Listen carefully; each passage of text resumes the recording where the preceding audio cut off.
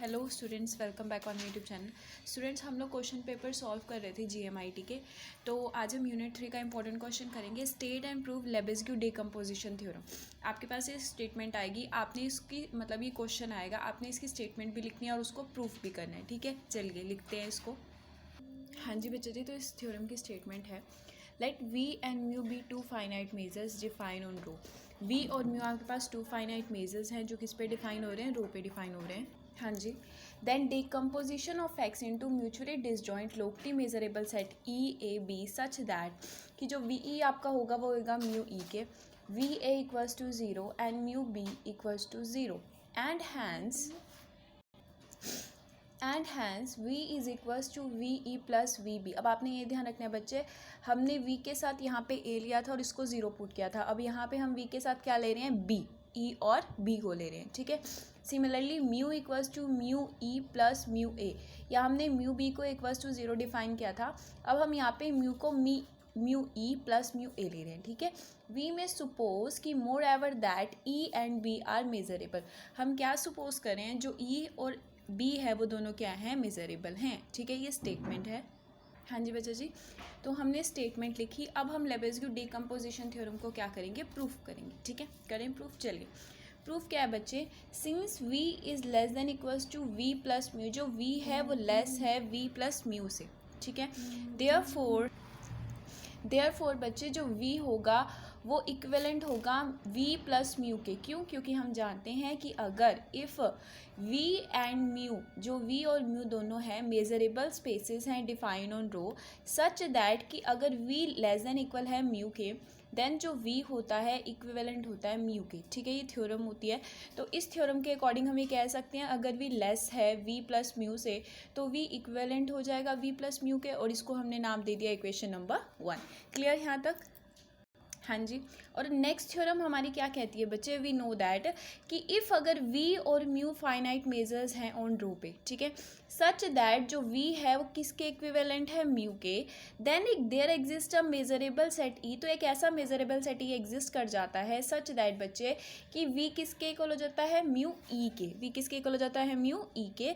e हमने यहाँ measurable जो सेट एग्जिस्ट करे ना उसके इक्वल होता है। एंड जो v है is equals to V E के। v किसके इक्वल हो जाता है, वी ई के। हाँ जी, तो अगर आपको ये थ्योरम को प्रूफ करना है ना, तो उसके लिए आपको ये वाली बात याद होनी चाहिए।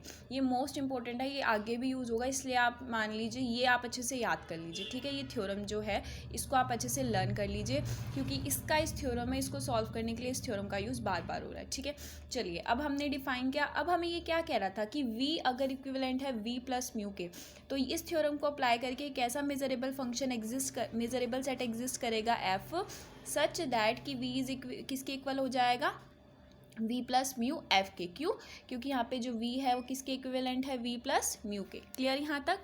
एंड जो v है वो किसके इक्वल हो जाएगा बच्चे, v f के। f यहाँ पे क्या है, मेजरेबल सेट जो हमने डिफाइन किया, कुछ नहीं किया, जब हमने जस्ट इस थ्योरम के अकॉर्डिंग इसमें यहाँ पे वैल्यूज पुट की हैं। ठीक है, और इसको हमने नाम दे दिया इक्वेशन नंबर 2। क्लियर है यहाँ तक? अब आप क्या करेंगे बच्चे, अब यहाँ से इंपॉर्टेंट है, आपने लेट किया a को, आपने क्या मान लिया, x माइनस एफ। हाँ जी बच्चे जी, आपने क्या किया, आपने a को क्या लेट कर लिया, x माइनस एफ। ठीक है, ये आपको लर्न करना पड़ेगा।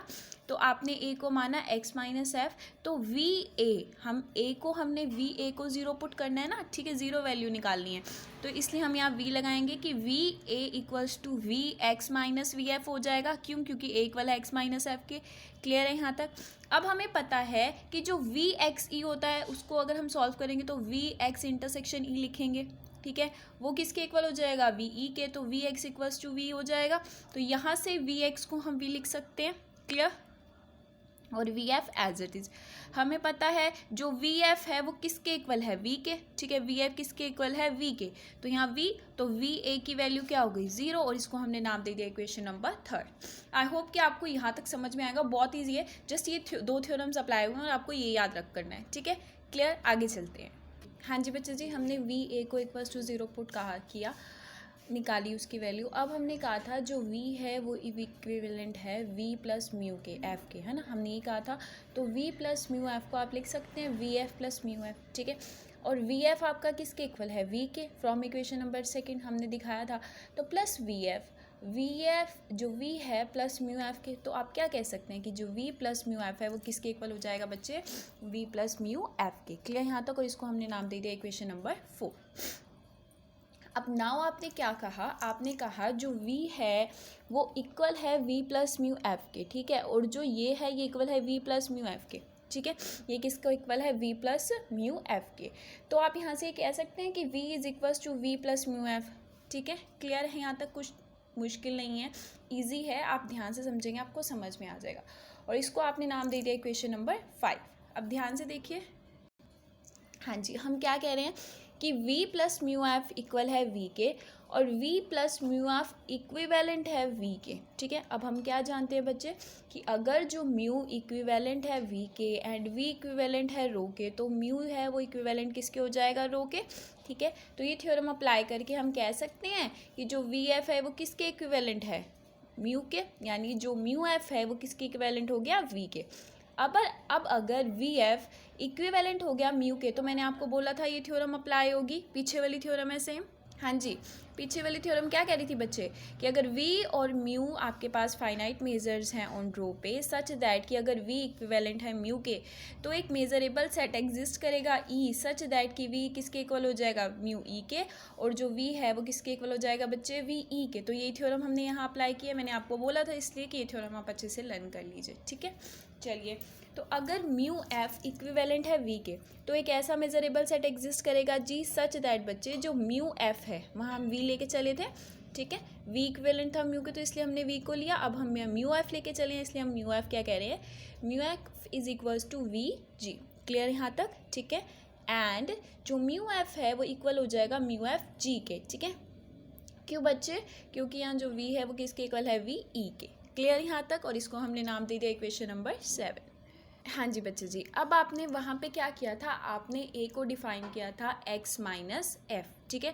अब आप यहाँ पे e को लेके चल रहे हैं, e लेके चल रहे हैं ना आप यहाँ पे, तो e आ रहा है, इसलिए आप यहाँ कहेंगे, आप डिफाइन करेंगे e को f इंटरसेक्शन g। ये भी आपको लर्न करना पड़ेगा कि आपने e को क्या डिफाइन किया है, e is equals to f intersection g। अब एक बार म्यू, अगर आप म्यू एफ निकालें तो म्यू एफ क्या है, म्यू एफ इक्वल है म्यू एफ जी के, ठीक है, इक्वेशन नंबर 7 से। और म्यू एफ जी को आप क्या लिख सकते हैं बच्चे, हाँ जी बच्चे जी, म्यू एफ जी को आप लिख सकते हैं म्यू एफ इंटरसेक्शन जी, ठीक है, और म्यू एफ इंटरसेक्शन ई जी को आप म्यू ई लिख सकते हैं। तो यहाँ से आपने क्या प्रूफ कर दिया बच्चे कि जो म्यू एफ है वो किसके इक्वल है, म्यू जी के, सॉरी, जो म्यू एफ है वो किसके इक्वल है, म्यू ई के। क्लियर यहाँ तक, और इसको आपने नाम दे दिया इक्वेशन नंबर 8। अब आप वी ई को, वी ई लिया आपने, ठीक है। अब अगर आप वी ई लेंगे और ई किसके इक्वल है, एफ इंटरसेक्शन जी के, तो वी एफ इंटरसेक्शन जी हो जाएगा, और इसको आप लिख सकते हैं वी एफ जी। क्लियर यहाँ तक। तो अब आपको पता है वी एफ किसके इक्वल है, जो वी एफ है वो वी जी के इक्वल है ना। वी एफ किसके इक्वल है, वी के, है ना। वी एफ किसके इक्वल है बच्चे, वी के। तो आप वी लिख सकते हैं यहाँ पे, और जी साथ में था इसलिए जी लग गया। क्लियर यहाँ तक। अब आपने कहा जो वी जी है वो हमारा इक्वल है वी एफ के, ठीक है। वी एफ किसके इक्वल है, ये देखिए यहाँ पे जो वी एफ है कहाँ है, जो वी एफ है वो जी के जो म्यू जी है, जो वी जी है वो किसके इक्वल है, म्यू एफ के, ठीक है। तो इसलिए आपने वी जी को क्या इक्वल पुट किया, म्यू एफ के, ठीक है। तो यहाँ पे आ गया। और म्यू एफ किसके इक्वल है, जो म्यू एफ है वो किसके इक्वल है, म्यू ई के। क्लियर यहाँ तक। म्यू एफ किसके इक्वल है, म्यू ई के। तो वी ई किसके इक्वल हो गया, म्यू ई के, और इसको हमने नाम दे दिया इक्वेशन नंबर 8। क्लियर है यहाँ तक। बहुत ईजी है, ध्यान से समझेंगे आपको समझ में आ जाएगा, और इम्पॉर्टेंट थ्योरम है। हाँ जी बच्चे जी, हमने क्या प्रूफ किया है, जो वी एफ है वो म्यू एफ है वो इक्वल है म्यू ई के, एंड जो वी ई है वो किसके इक्वल है, म्यू ई के, ठीक है। कि mu F equals to mu E and V E equals to mu E. Clear यहाँ तक। तो अगर आप क्या करें, आप f माइनस ई ले लीजिए, ठीक है, म्यू f माइनस ई, और f माइनस ई आपका किसके इक्वल है, b के इक्वल है, ठीक है। f माइनस ई किसके इक्वल है, b के इक्वल है। अब आप ध्यान से देखना, अगर आप म्यू f माइनस ई ले रहे हैं तो which is equals to mu f minus mu E, ठीक है। और म्यू f हमारा किसके इक्वल, म्यू f के, और म्यू ई को आप म्यू f लिख सकते हैं, हमने अभी डिफाइन किया है। तो ये रहा, है ना। तो दोनों को माइनस कर देंगे, ज़ीरो आ जाएगा। क्लियर है यहाँ तक। अगर हम दोनों को माइनस कर देंगे तो 0 आ जाएगा। तो यहाँ से हमारी क्या वैल्यू आई बच्चे कि म्यू एफ माइनस ई किसके इक्वल हो गया 0 के, ठीक है। और हमने क्या डिफाइन किया है, जो वी ई है वो किसके इक्वल है म्यू ई के यहाँ से, ठीक है। और इसको हमने नाम दे दिया इक्वेशन नंबर 10। नाउ बच्चे हमने कहा जो b है वो इक्वल है f माइनस ई के। मैंने आपको बताया था जो b है वो किसके इक्वल है f माइनस ई के। और हमने क्या प्रूफ कर दिया f माइनस ई म्यू f माइनस ई किसके इक्वल है 0 के। तो यहाँ से आप कह सकते हैं कि म्यू b किसके इक्वल हो गया 0 के। तो अब आपने म्यू वी ए को भी 0 पुट कर दिया, म्यू बी को भी 0 वैल्यू निकाल दी। अब आपने क्या कहा, आपने कहा कि x इक्वल है x माइनस एफ। और x माइनस एफ हमारा क्या था बच्चों, याद हो तो a है ना, a था ना। तो x minus F union f लिया आपने, क्लियर यहाँ तक। और आपको पता है जो हमारा x माइनस एफ है वो a के इक्वल है, तो a यूनियन f लिख सकते हैं। अब आप अगर क्या करें, a union f minus C union e लिख सकते हैं, इसको आप है ना लिख सकते हैं ना।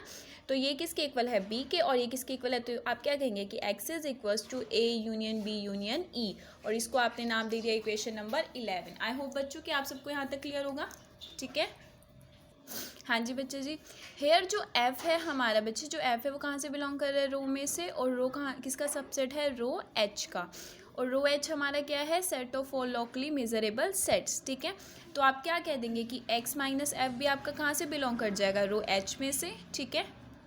और x माइनस एफ क्या है, a के इक्वल है, तो a भी आपका कहाँ से बिलोंग कर जाएगा, रो h में। तो a is locally measurable, clear यहाँ तक। अब आपने क्या प्रूफ कर दिया कि वी इक्वल है म्यू एफ के, वी ए इक्वल्स टू 0 है, और जो म्यू बी है वो किसके इक्वल है 0 के। अब आपने क्या कहा, नाउ बच्चे x is equals to a union b union x, ये हमने इक्वेशन नंबर 11 से लिया, ठीक है। और इसको हम अगर v करेंगे साइड कि V X equals to V A intersection b intersection e, sorry कि अगर आप वी एक्स को इक्वल रखें V A union B union E, ठीक है। तो आपको पता है a union b union e को आप कैसे लिख सकते हैं बच्चे, हाँ जी बच्चे जी। तो v is equals to V A plus V B plus V E हो जाएगा। और v इक्वल वी ए को हमने 0 है हमारा पता है हमें यहाँ से, तो v plus V B plus V E. तो हमने क्या प्रूव कर दिया बच्चे, जो v है वो किसके इक्वल है, V B plus V E के, क्लियर यहाँ तक। अब हाँ जी बच्चे जी, अब हम म्यू एक्स लेंगे, पहले हमने वी एक्स लिया था, अब हम म्यू एक्स लेंगे। Mu X is equals to mu A union B union E. तो विच इज इक्वल्स टू क्या लिख सकते हैं कि mu A plus mu B plus mu E लिख सकते हैं, ठीक है। हमें पता है जो म्यू बी होता है वो इक्वल्स टू 0 है, तो हमारा म्यू क्या आएगा, equals to mu A plus mu E. तो हैंस प्रूफ, हमने सारा प्रूफ कर दिया। तो यहाँ ये हमारी थ्योरम प्रूफ होती है। अगर आपके लिए वीडियो हेल्पफुल है तो मेरे चैनल को लाइक कीजिए, सब्सक्राइब कीजिए। Thank you so much.